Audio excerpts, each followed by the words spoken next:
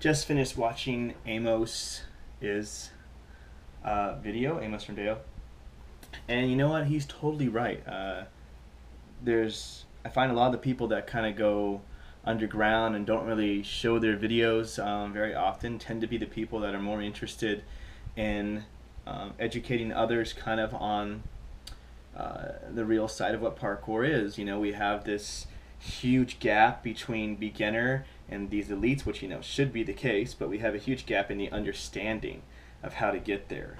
You know, there's not that kind of gap in a lot of other sports because they have integrated into a system the way you get from here to here, and people know that you can't take an NFL hit in football when you're at the college or below level. You gotta build up to that, and it takes a lot of work and a lot of time.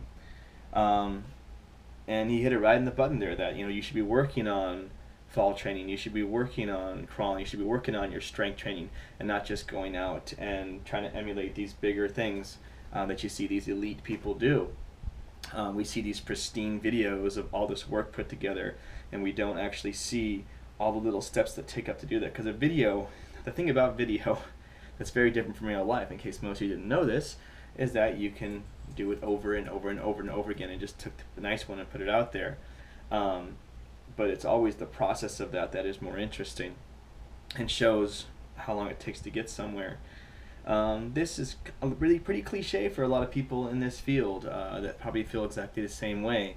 I think also with the competitions we have these days, even though a lot of them are more showcased and going more toward giving something for the people that have practiced a long time to do and compete in, it doesn't have a huge, there's not a big emphasis around education within that. As you show up, you do this course, you do this freestyle round, something like that, and there's not a lot of anything else behind that. I know some gyms actually incorporate a level of education behind it. They tell you what can you improve on to get a better score next time and things like that. But I think we need to have a lot more of that. It takes more time. Sometimes people don't want to do it, and I know that not everybody has that interest in it. But as a teacher, I cannot emphasize it enough that I think we need to acknowledge that every student, especially looking up to you, is going to take what you say and do something with it in a good way. And take it to heart.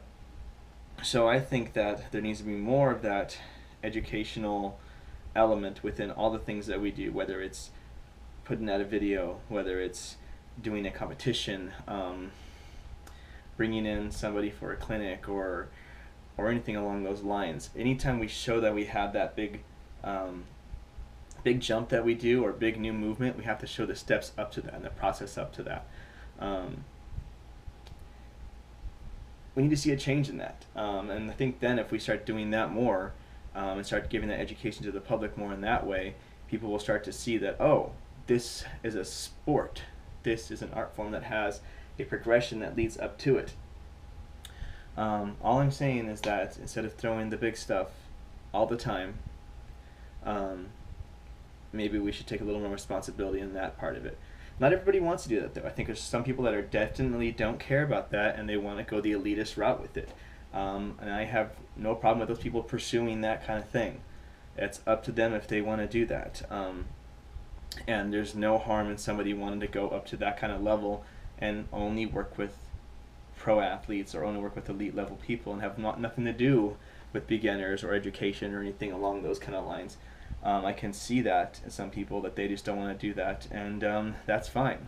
But for people in my arena, it couldn't be a better time for us to actually go back and use the technology we have today to show off that we have this progression that we go through. And we use that word a lot, progression, but we have to show it in its best form possible, in its organic form, through repetition and doing something, and then through its pedagogical form. For those of you that don't know what that means, it just means its teaching form, and the pretty much the development of how you teach something. So, what I'm getting at here is that I think there needs to be at least something in the background showing, after anything big that you do, how you got there. And I think I'm going to take this approach much more often. Instead of just showing the big stuff that I've done, I want to also show how I get there. And I think in a lot of my older videos I used to do that, but I want to start doing it more now. That's all. Good video, Amos.